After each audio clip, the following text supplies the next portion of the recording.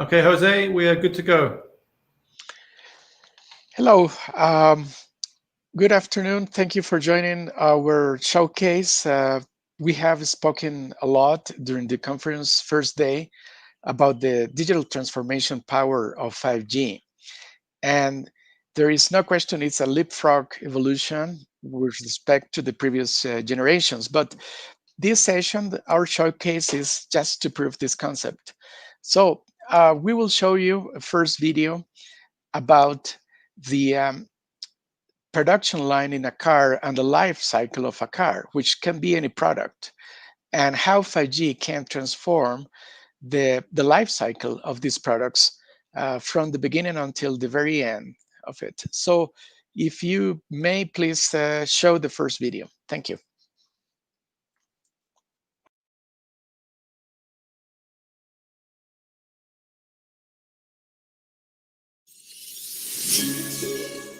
So what is the potential of IoT and 5G?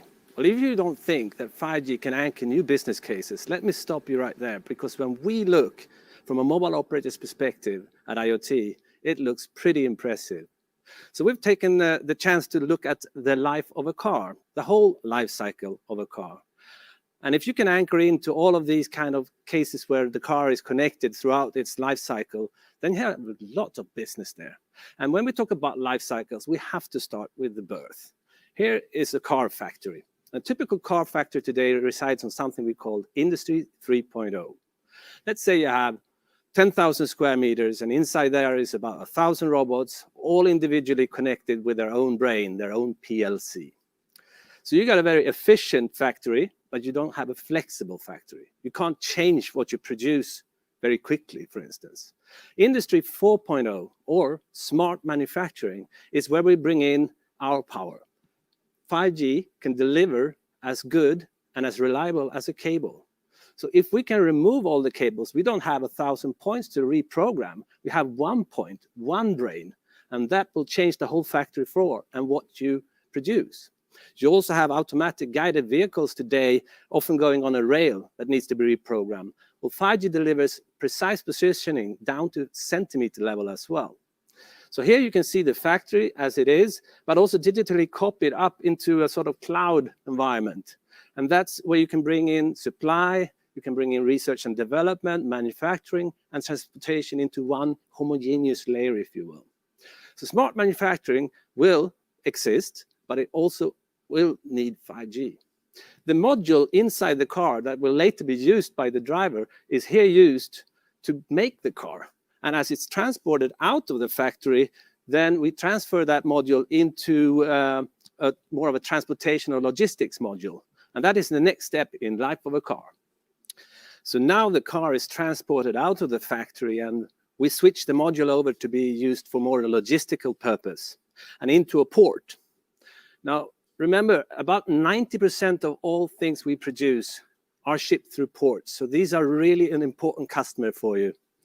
And it pushes the need for the network to be really, really tough here. That's why we see the private networks coming into hand here. In a port like this, many things are automated, and for instance, automatic guided vehicles are there. We can see the need of a traffic tower, even though it's very much automated, because if you have these automatic guided vehicles or autonomous vehicles and there is something strange that happens, in this case, birds is in front of it, it will completely stop. And it will be very unnecessary to go down there and fix the problem, instead using the traffic tower and remotely connect to a vehicle. But if you're remotely connected to a vehicle, it better be very reliable and very fast, especially if it's among other people. So shipping the car is the next step. The module is switched over to be used for logistics purpose. Next step is to activate the car, and that's over here. So here is where we activate the car. Now you need a global offering, for this is happening all over the world. Cars are sent anywhere and everywhere. It's very similar to the water pumps of Grundfos, actually. They are sent all over the world and continuously extracted information from by the water companies. So activation might mean activation of software that it needs to be upgraded to the car using that same module, but also different services that are wanted by the one who buys the car, Spotify and other entertainment services. Next step is see the car in action, and that's over here. Now, I just want to mention a little bit about autonomous vehicles and autonomous driving in specifics, because that's a 5-step ladder. Where step 1 is things like cruise control and parking assist. Step 2 is hands-off, and we do have those kind of cars today. But when we move into step 3, which is actually eyes off, and step 4, mind off, you can take your little nap in the car, or step 5, which is steering wheel is optional. Well, then we need not only the cars to be very smart, but the surrounding to become very smart. We need cars to be able to talk to other cars. And in 5G, we call that side link or vehicle to vehicle. We need cars to look around the corners, and radio can do that. So cars can be warned that there is a danger ahead. We need a traffic cloud kind of situation where cars teach other cars that the ground is actually dangerous in front of me. So that kind of environment, we foresee 5G can deliver a lot. Now, if you imagine also going a bit rural here, there is about 200,000 kilometers of road in Sweden, which is not covered today. So if the car is aware of the network quality ahead and it knows where you're going, it can, for instance, download quickly where it has good connection, a movie, and then you can enjoy that on those rural roads. Or it can suggest an alternative route if you still want to be connected continuously throughout your trip. We can also see that features can be altered in vehicles. For instance, slippery ground might be higher suspension in the car, or hilly areas, you might want to have more horsepower. But in flat ground, you don't want those horsepower because they consume too much diesel, for instance. Now, let's move in to the end of the car. So now we're talking about end of life. And recycling of all materials in the car can be done much more efficient if we know the history of the car. You need to recycle the materials, but not only the materials, also the IT components need to be recycled and decommissioned, or possibly recommissioned, depending on their status. So what I'm saying here is that we can have a much more efficient recycling process if we know the history of the car. Now let's bury this car, may it rest in recycled pieces.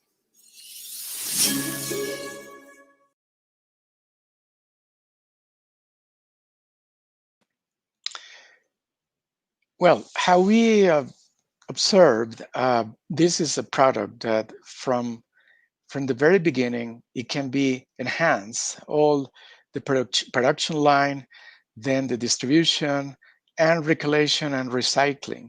It can be any product. It can be a pair of shoes, pants, clothing, and you name it, even a bottle of soda. So the important thing about this, or the messages, is 5G is going to impact the productivity and efficiency of manufacturing plants. And by doing so, it can enhance the quality of the product and the experience of consumers. For making this or enabling this to happen, we need spectrum.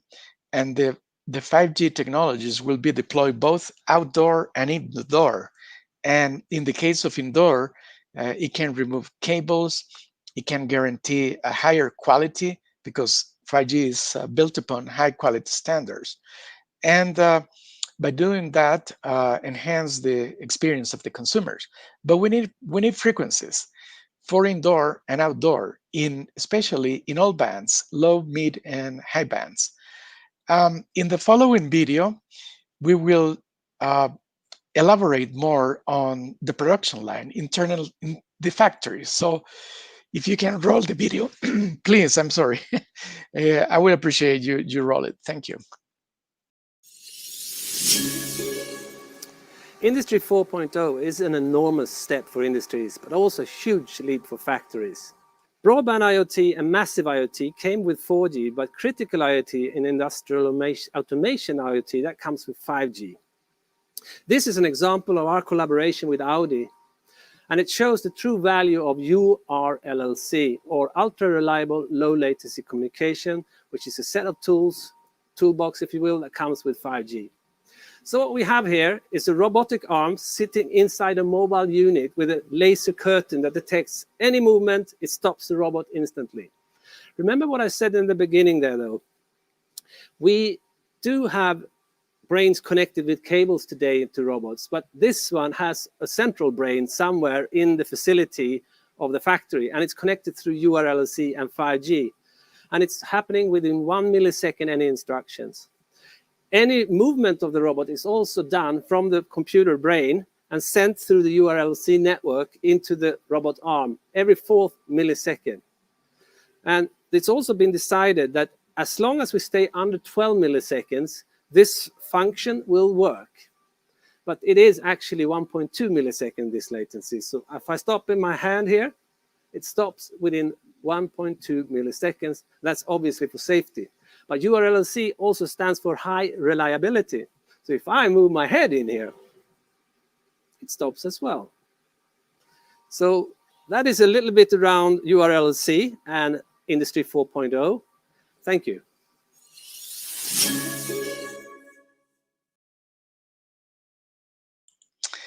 Thank you very much. One of the key advantages of 5G for indoor communications is it's a high quality standard. And this means the end-to-end quality of the connection is guaranteed, the security, and also parameters such as low latency. 5G is an excellent alternative to other existing wiring technologies, either wired or Wi-Fi technologies. In Wi-Fi, there is a lot of discussion about the 6 gigahertz band and whether Wi-Fi should have the entire spectrum. In reality, there will be need for both, for unlicensed spectrum for Wi-Fi deployment, as well as licensed spectrum for IMT or 5G deployments indoor. Consumers will have the choice either to select one alternative or another. Both will coexist. There will be need for best effort connections based on Wi-Fi, as well as highly reliable connections with high quality for ultra reliable applications. In the following video, we will show one of the major achievements that Ericsson and some distinguished partners like Qualcomm and the US operator, US Cellular, have performed, which is a pilot on different distances using millimeter wave bands. So if you can please show the video. Thank you.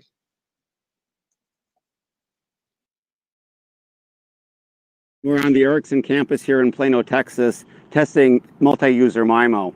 To give you a little background, we reached out to Ericsson and a number of their peers several months ago to do a benchmark study. Ericsson came forward and said they have both the technical capability as well as the willingness to support us.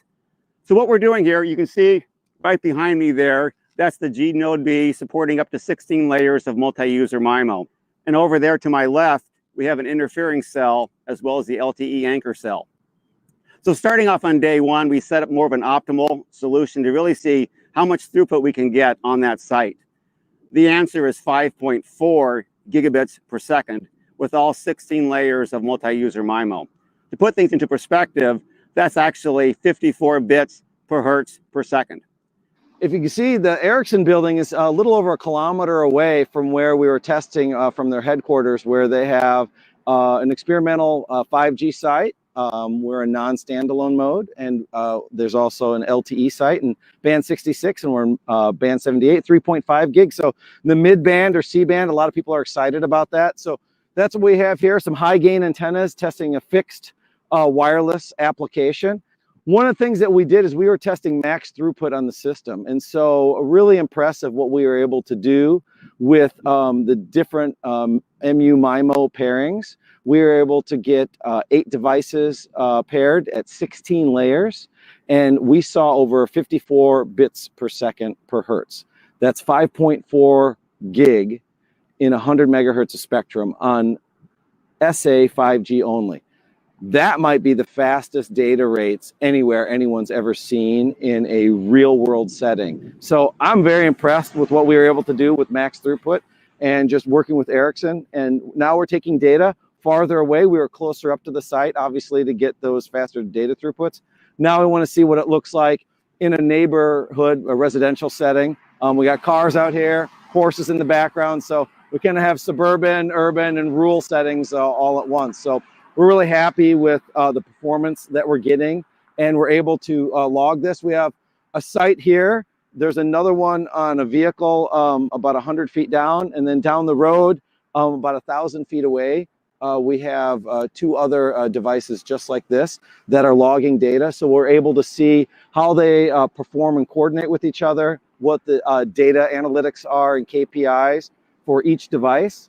And we're able then to analyze that data later and see what the performance is, see what can be fixed in the system, see how things are working, how they're not working, and a better way to perhaps deploy the network. So we're really pleased with the MU MIMO performance, pretty impressive from Ericsson. They've been great partners in all of this. To put things into perspective, you have basically 4 layers of single user MIMO today. That's now going to 16 layers. In theory, that's a 4x increase of capacity. So for a mobile operator offering fixed, offering mobile services, by increasing the sector capacity in their network, it both makes it more economical for them, as well as to the consumer, it delivers a higher data rate. Thank you. Well, to explain a bit about the performance tests that we have done in the US, I want to introduce our colleague Rahul Patel, who has been deeply involved in all these activities. Rahul brings 25 years of experience and plus in the industry, in the deployment of networks in Middle East and other regions. He's been working in product management and also in the evolution of networks strategy across North American regions. He knows very well the market, the customers, and the requirements. Currently, Raul is a member of Ericsson US cellular team as the account chief technical officer, and he is partnering with the customer to build the strategic 5G solutions and the new use cases to drive value to their services. With all this introduction, I leave the word to my colleague Rahul, who will explain further all the developments in the US, which are very exciting. Thank you. Thank you, Jose, for the introduction. Again, my name is Rahul Patel, and it's my pleasure and very excited to be here, part of this conference today, and share the innovative solution that basically enabled millimeter wave spectrum to reach further distances than initially a lot of people may have expected or imagined. Because as people think about millimeter wave, people look at ranges of 100 meters, 200 meters.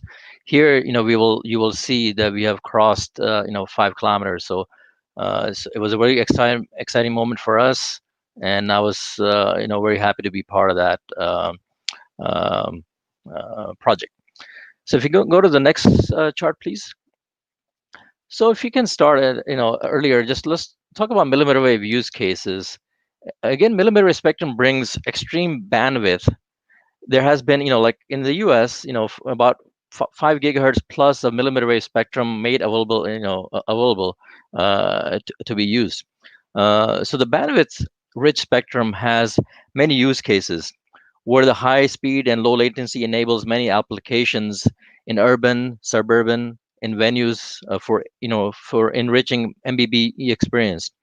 Then also in industrial applications to introduce, in private networks, as well as homes, where, especially calling out fixed wireless access, which has been a popular use case that is strengthened by the innovation solution that we will talk about today. So I'll kind of focus on that top right picture there, which is really looking at the last mile or what we kind of refer to as fixed wireless access, where there has been a lot of popularity like around that. And that thing, the innovation that we'll talk about today is basically really enabling that to kind of speed up that or really, helping the operators to make the investment even more lucrative and efficient.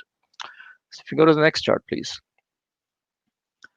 So this chart, as you can see from the latest figures, so these are figures that we do publish in our Ericsson Mobility Report.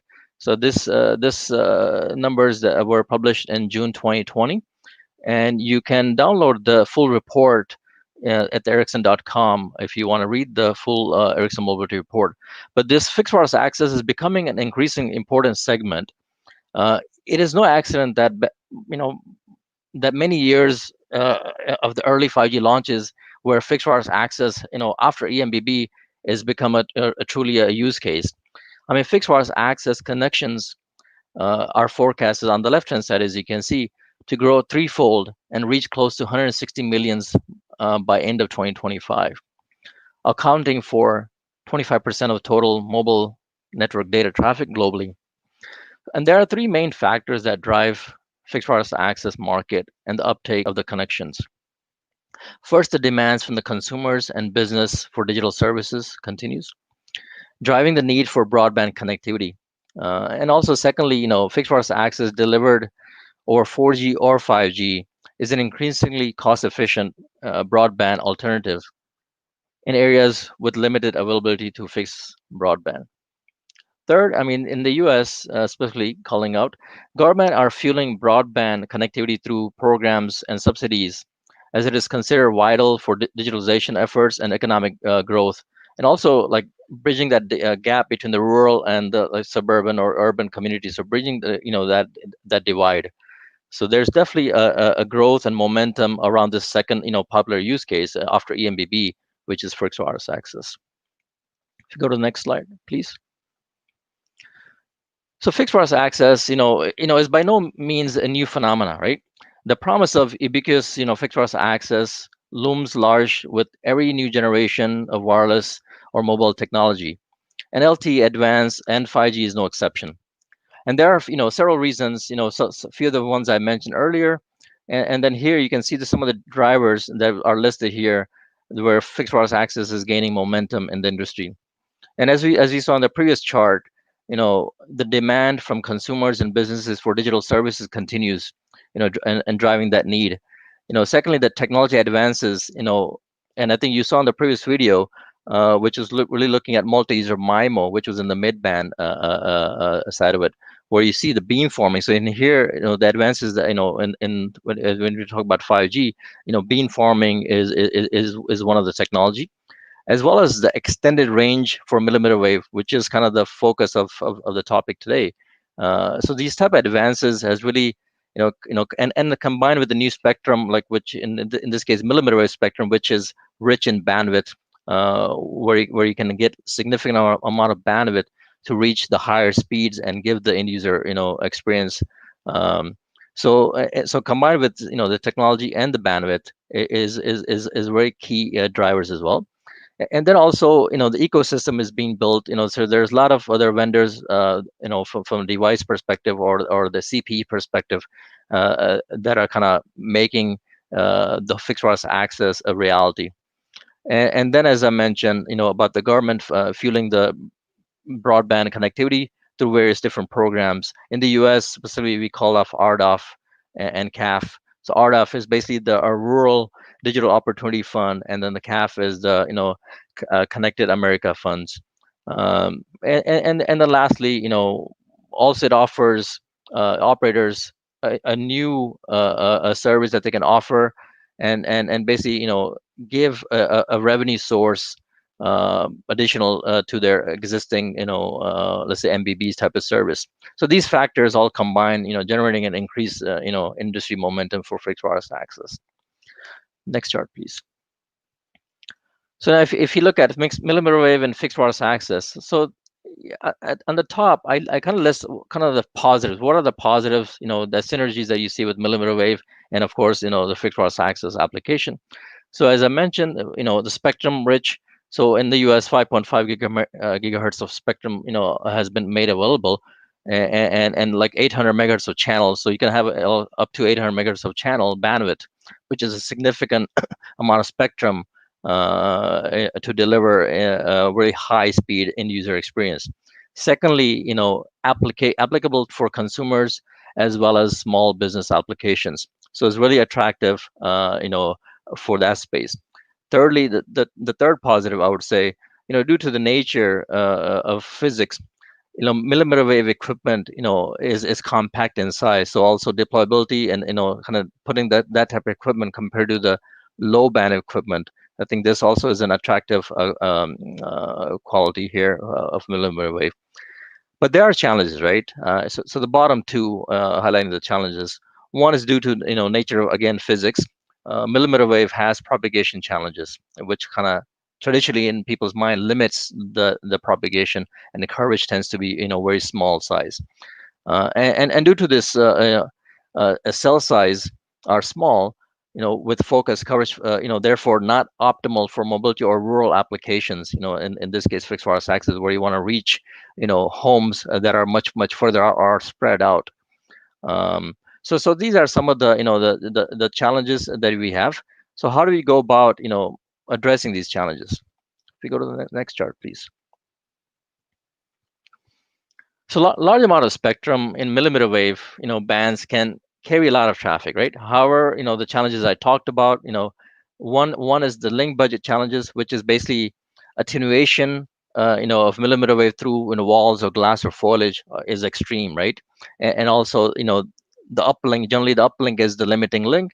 So how do you close that gap, right? So one is on the right hand side, you have the challenge of the link budget, which is bridging that gap of the downlink and uplink from a distance perspective. And then on the left hand side, I talk about the propagation delay challenge. So in 3GPP NR specification does not preclude large cell ranges on millimeter wave, but however, the guard period, which is the gap between the downlink and uplink in the TDD format, allows the transmission round trip time and the time needed for the equipment to switch from reception to transmission. And basically specifically calling out the channels like the PRACH, the physical random access channel, which is a preamble format, must be selected so that the length of the preamble sequence matches the longer propagation distance.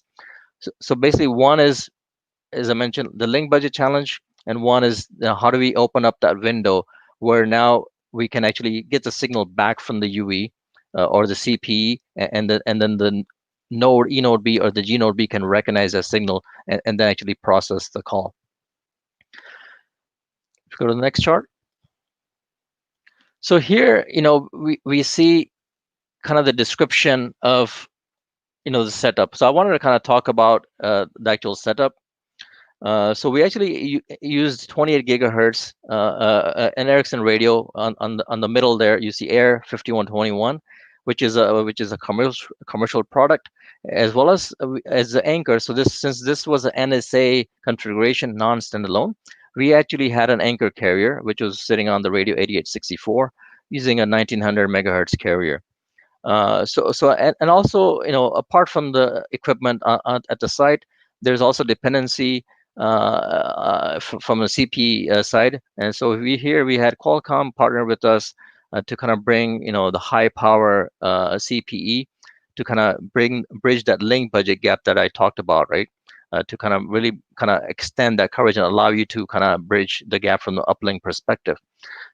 On the right hand side, the software, or what we had to do, and again, from a configuration perspective, it was a 400 megahertz NR carrier.